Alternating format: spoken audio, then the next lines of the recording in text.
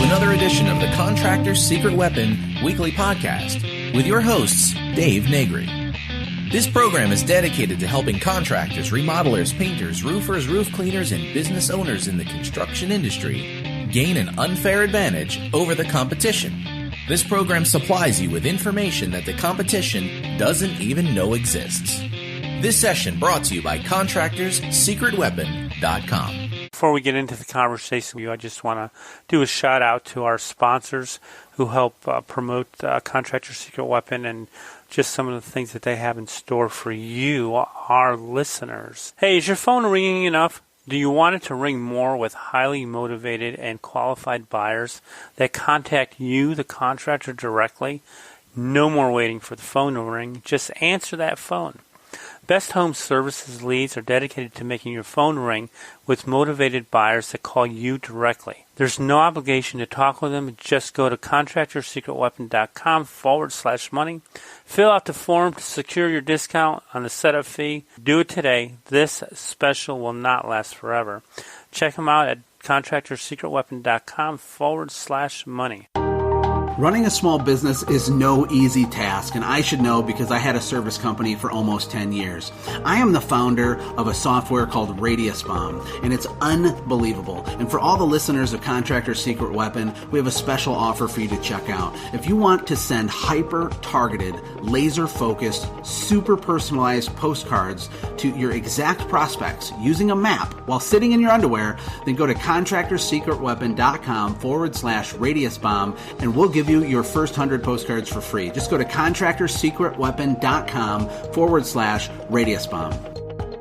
Okay, hey, this is Dave Negri with Contractor Secret Weapon, and today I have a returning guest, and I'm excited to talk with Al Levi today. He's a former heating and air conditioning electrical guy and was part of his family business for 25 years.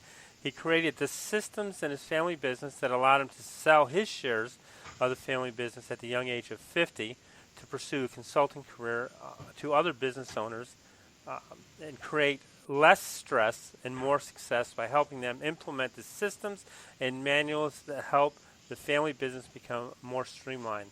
And out of that process, he wrote a book called Run Your Contracting Business with Less Stress and More Success, The 7-Power Contractor. And the 7-Power Contractor is a leader who is in command of the 7 major areas that require attention as the owner: leadership, planning, operations, finance, selling, marketing, staffing, and sales coaching. Of course, it's written by contractors for contractors, just like this podcast.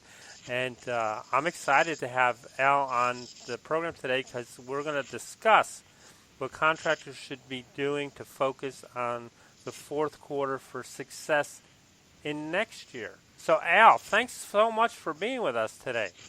Well, thank you for having me back. They say, you can fool people once, but when I get invited back the second time, well, that's special. So I appreciate that. Thanks. But I was raised on the golden rule, and my heart goes out to being in contracting business. Having done it, like you mentioned, 25 years. Our company was started, in 1936, third generation, and pleased to say the fourth generation is now at work. And you can only do that and hand off the keys if you have systems.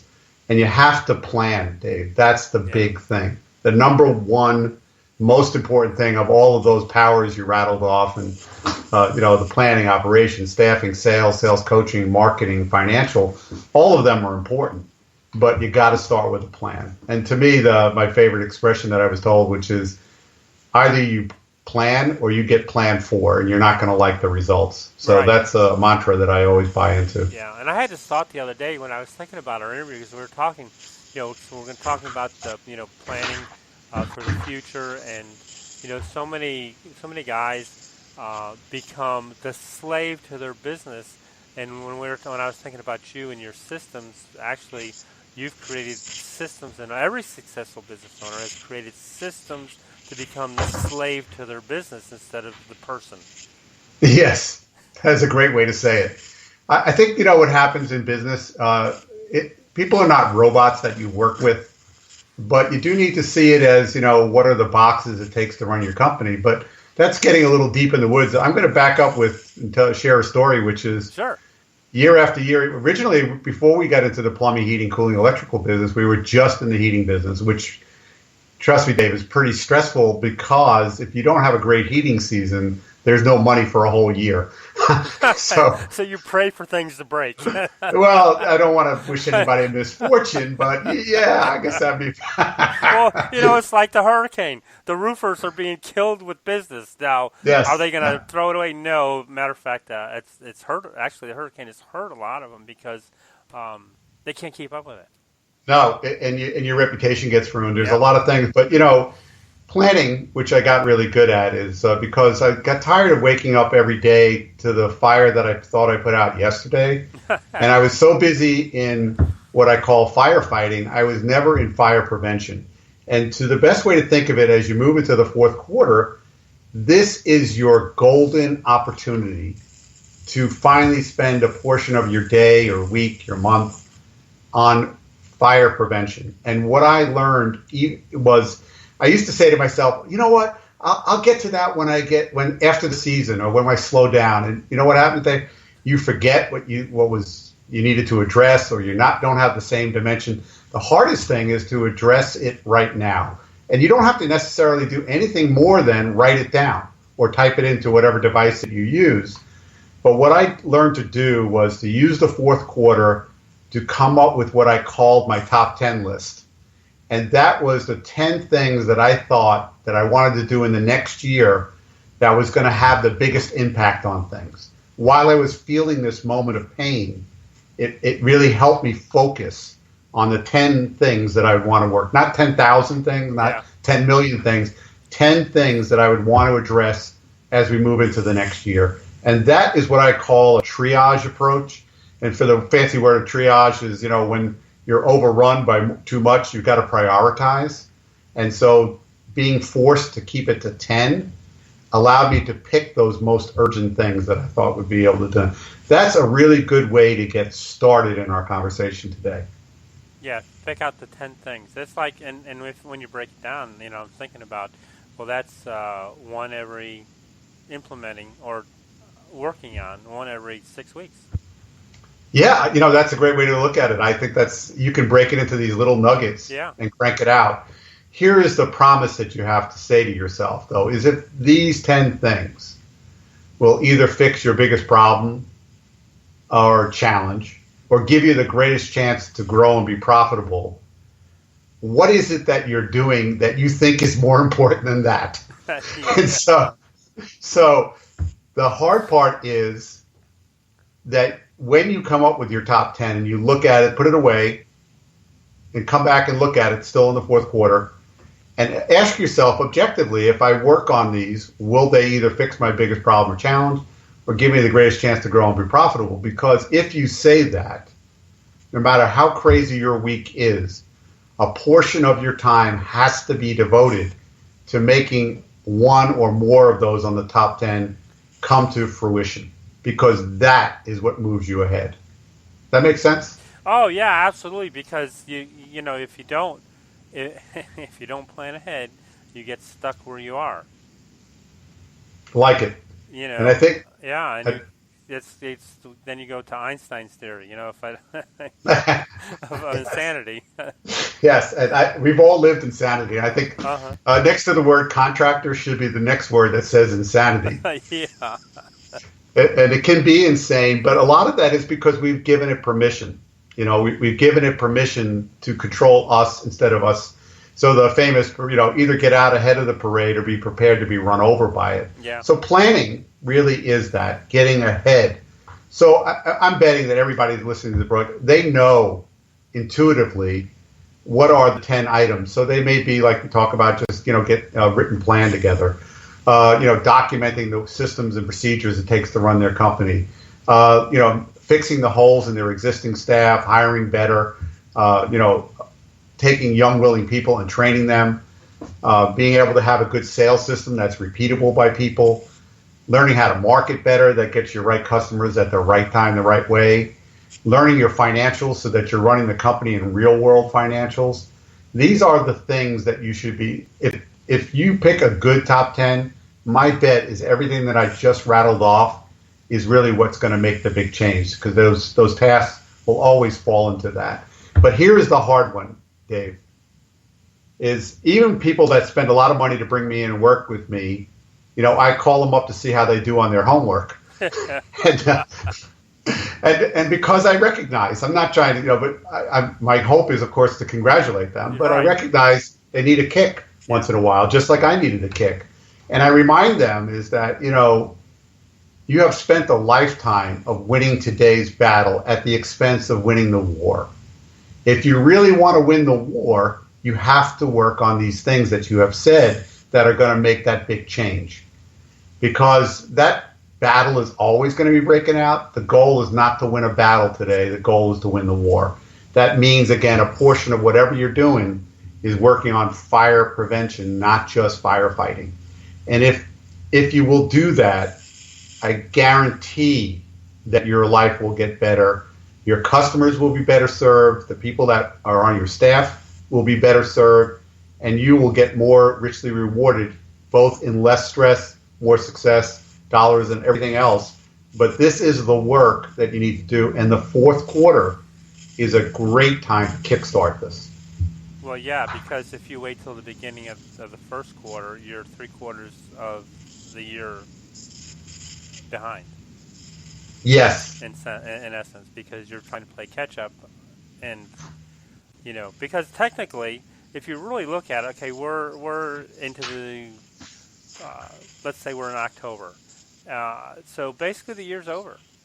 There's really your goals and everything that you planned for the year are pretty much should be on track and in momentum to where you wanted to be. So now's the time, like you said.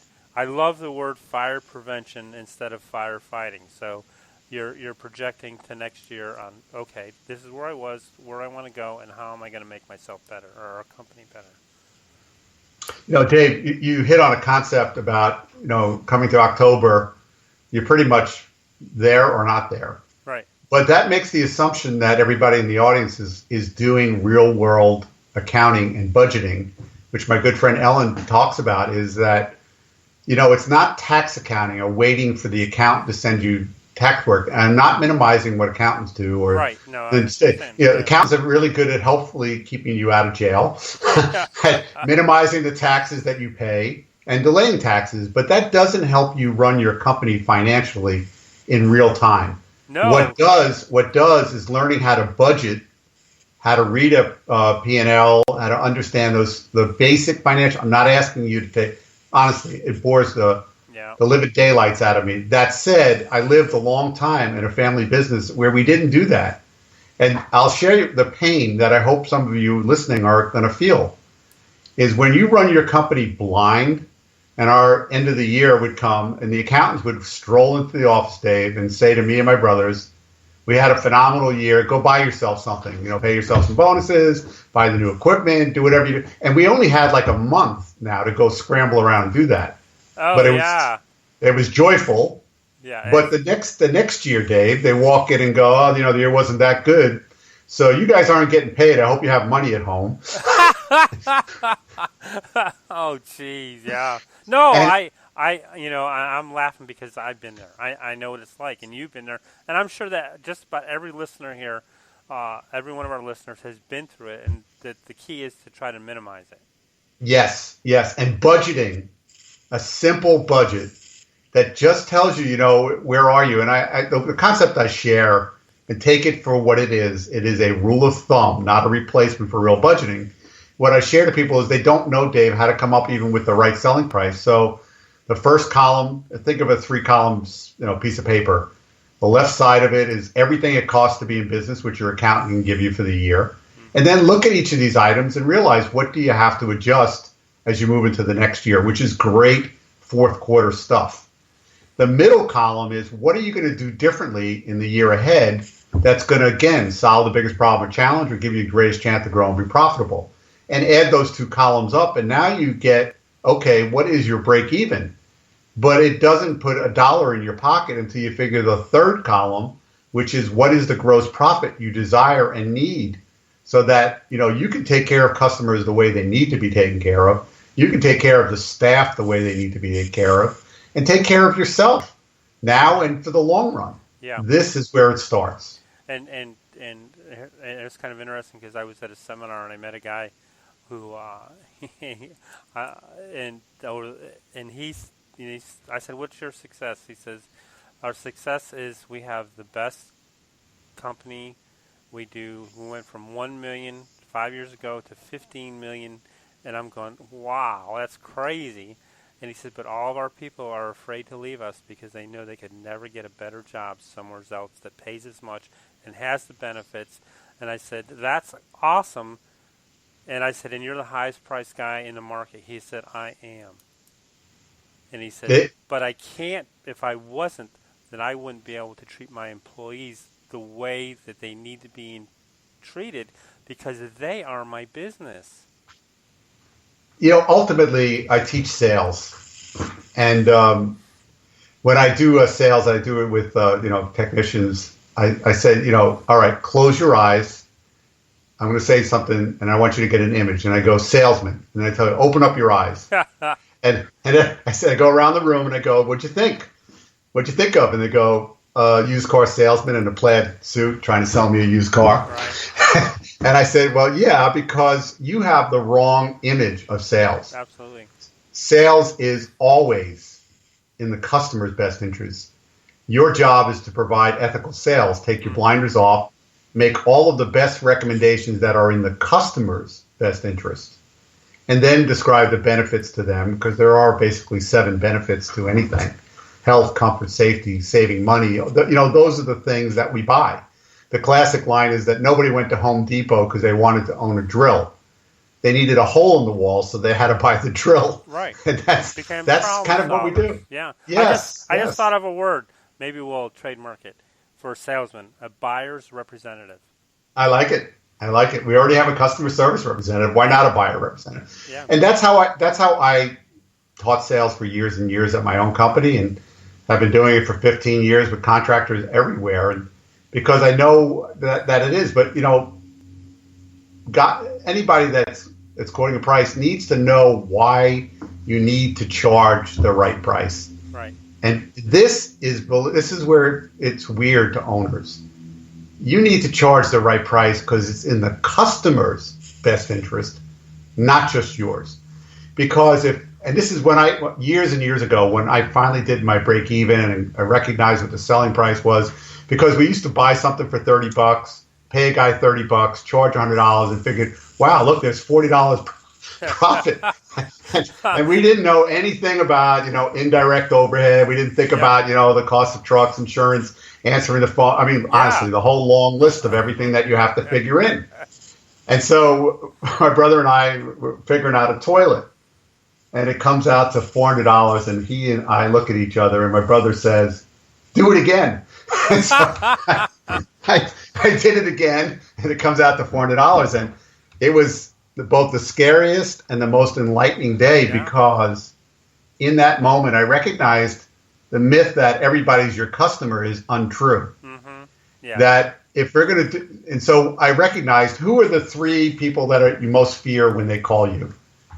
Your family, your friends, your house of worship. So I had to be able to know how to answer that when they called. And I said, listen, if it's important that I have a drug-tested, clean, sober person who's been trained in-house, has a manual, we've done all of these things here rather than learning the job at your house. They will look at the job completely, look at everything, make great recommendations that you get to choose what you want to do. You will know the price ahead of time. Approve the work. They will do an expert repair, and then they will bring you to wherever they work and ask you the following question. Is everything clean enough? And if not, they will clean it up to whatever standards you want. Right. And then recognize one more thing, which is if a problem arises, we're going to come back and make it right, or you can have your money back. That's cool, and that's the way it should be.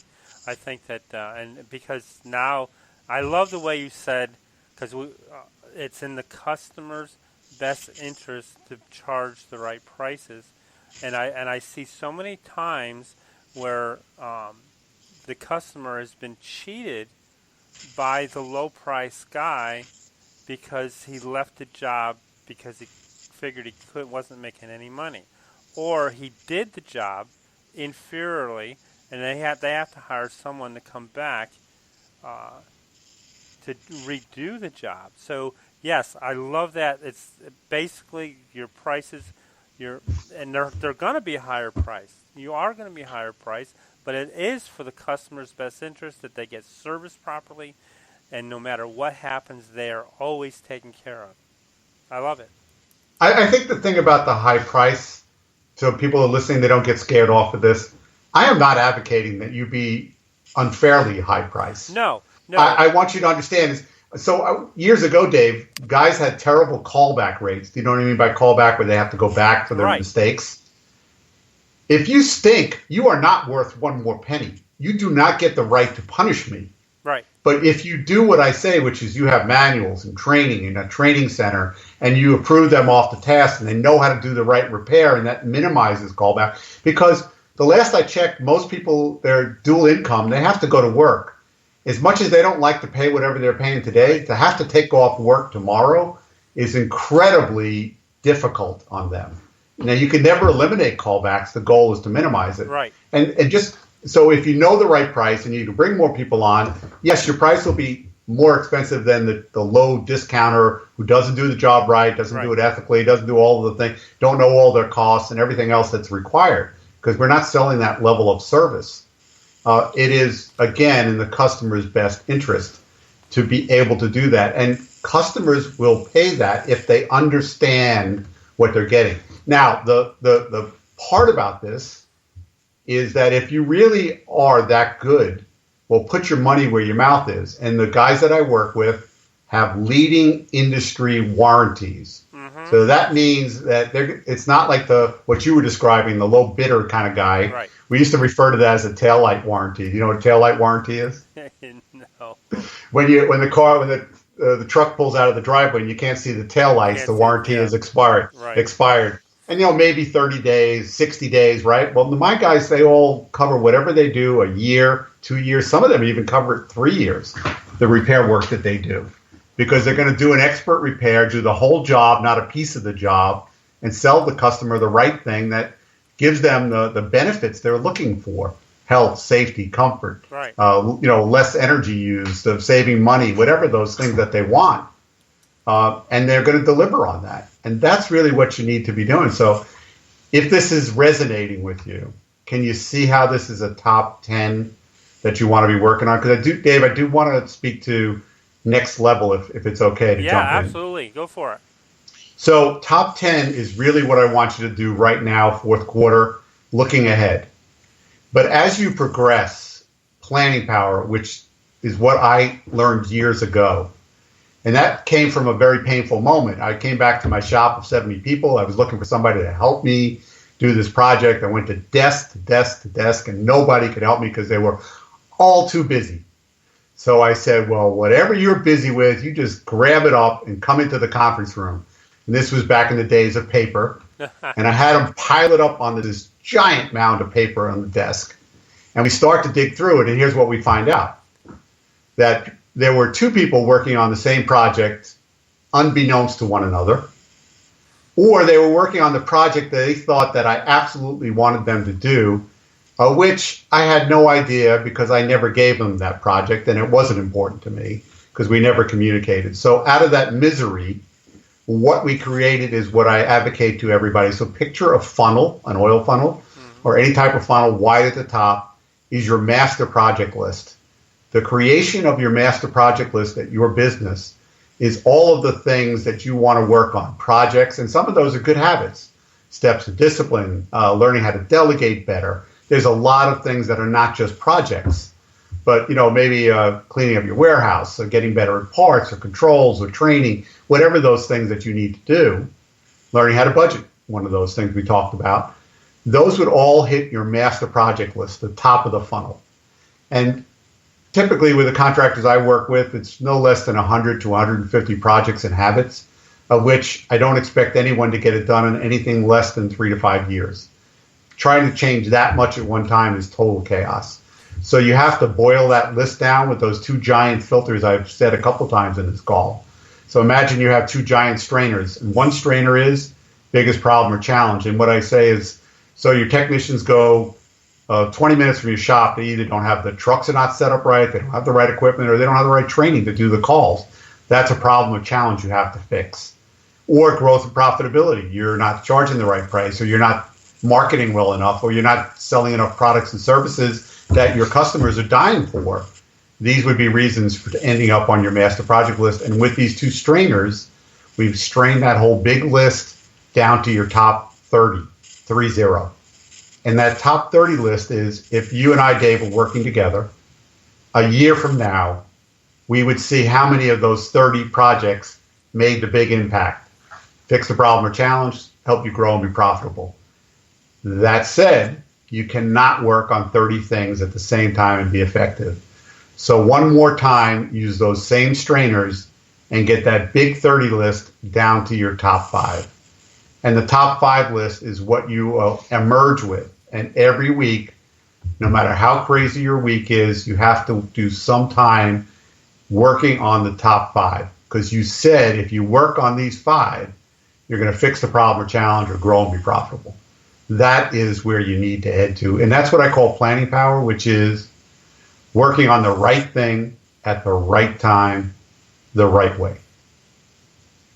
Wow, that's pretty awesome. Right thing. At the right time, the right way. Right time, right way. And that's pretty cool, because you've taken your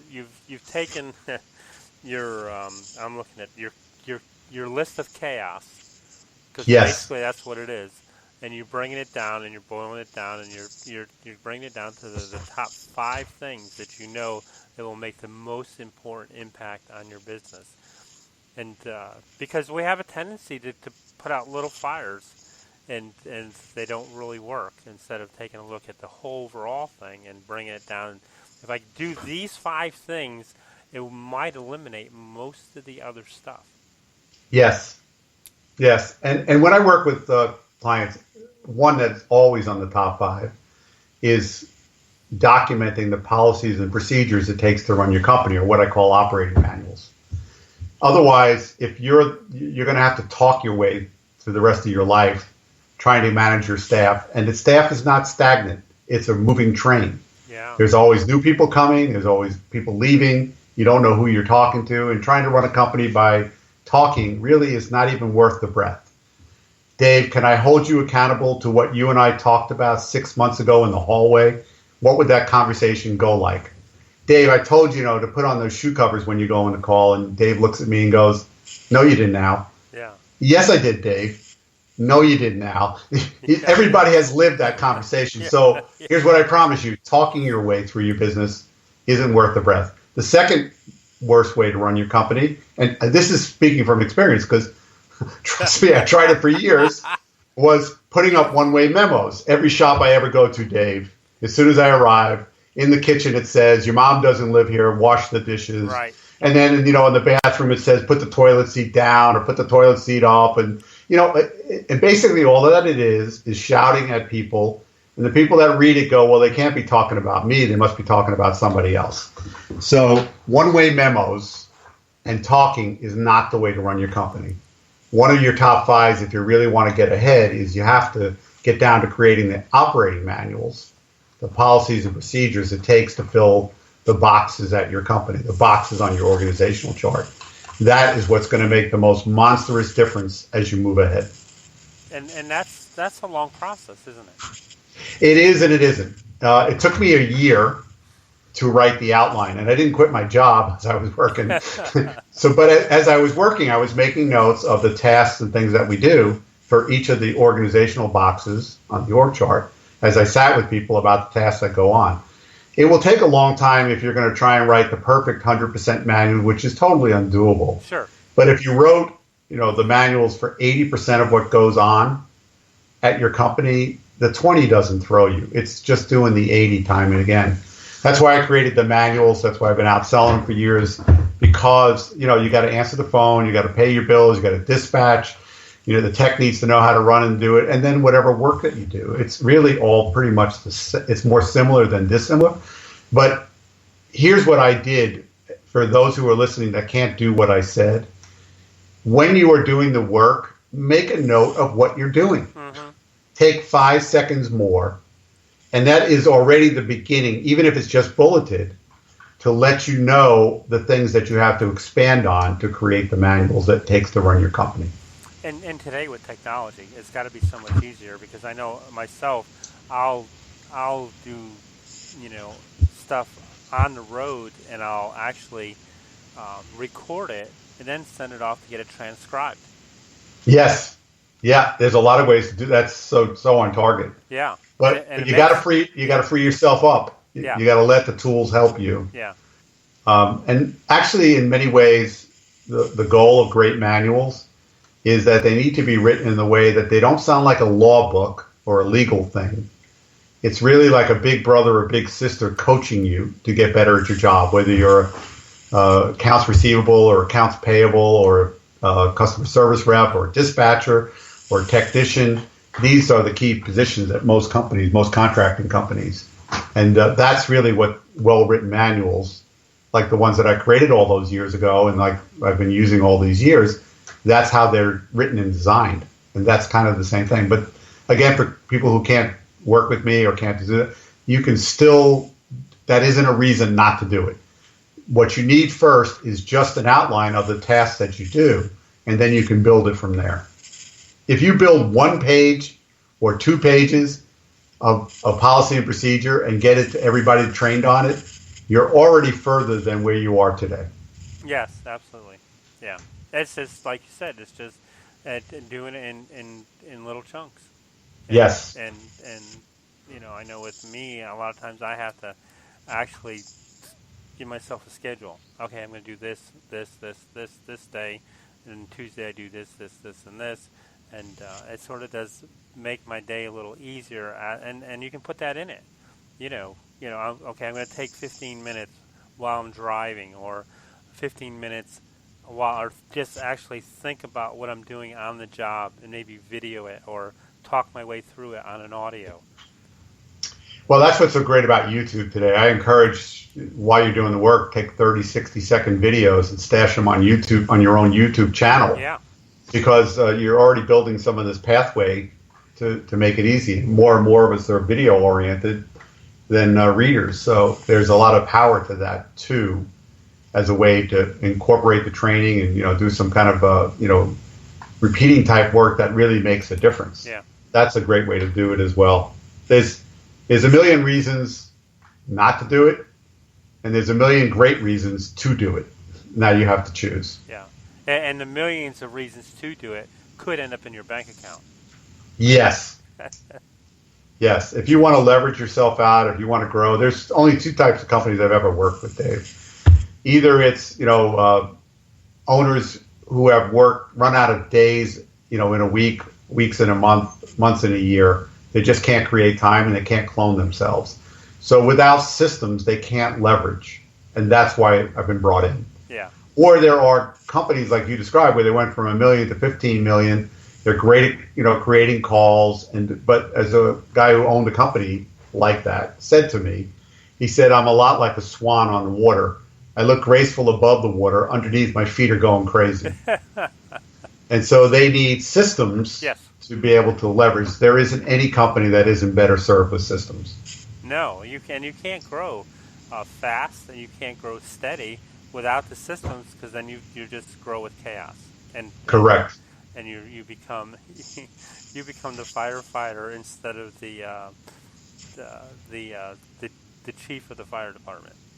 As far as the planning thing, using that, recognize that's a system that I described. Right. All of these 7 powers are systems. So one of the great things that Dave mentioned here was you at home get whatever you use, Outlook, iCal, Google Calendar, I don't care whatever it is, and get in the habit of creating recurring appointments on your calendar for things like I'm describing here today.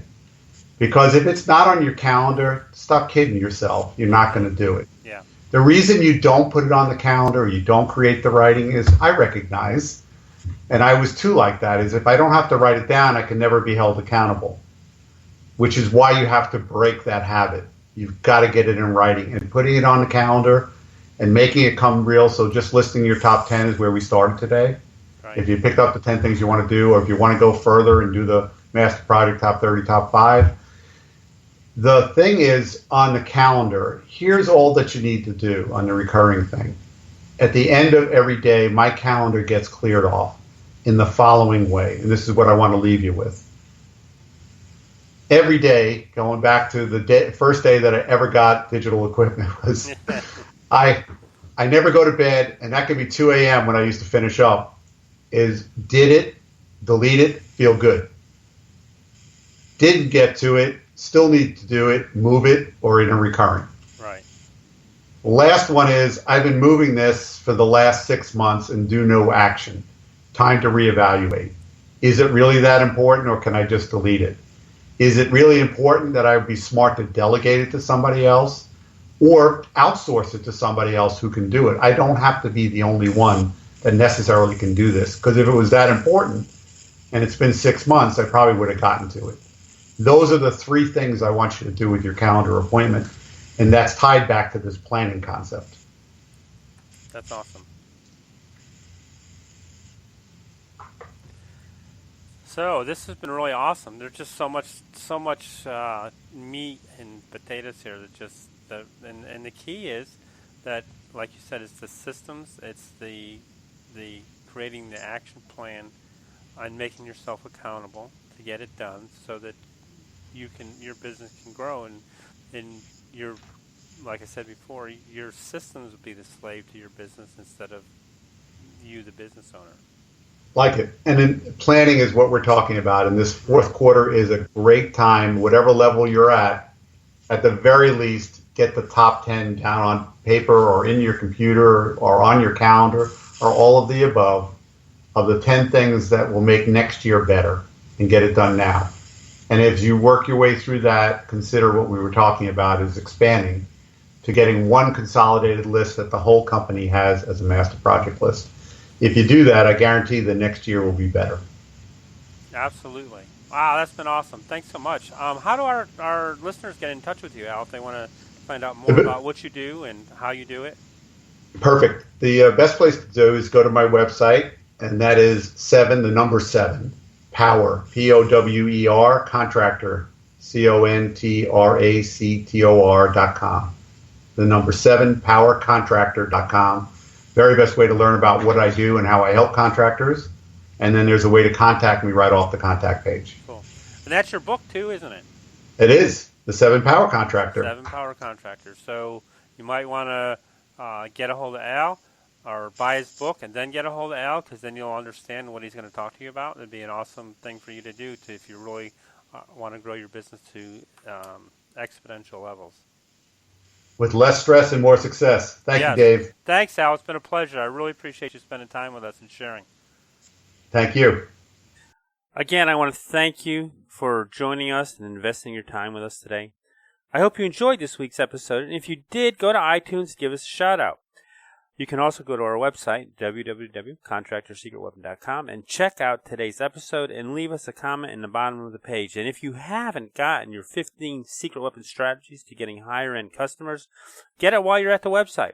Also, I want to thank again our sponsors for keeping this podcast alive, for your profit-making pleasure. And so go be profitable this week. Work smarter, not harder, and learn how to leverage your time and your knowledge so that you can be more profitable. Again, see you next week.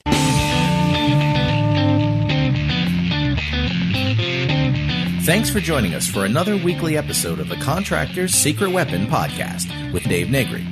We would love to hear your comments about this episode, so visit us online at www.contractorsecretweapon.com and let us hear your thoughts. If you are listening via iTunes, please leave us a positive review. The more positive reviews we receive, the more other contractors will benefit from this show.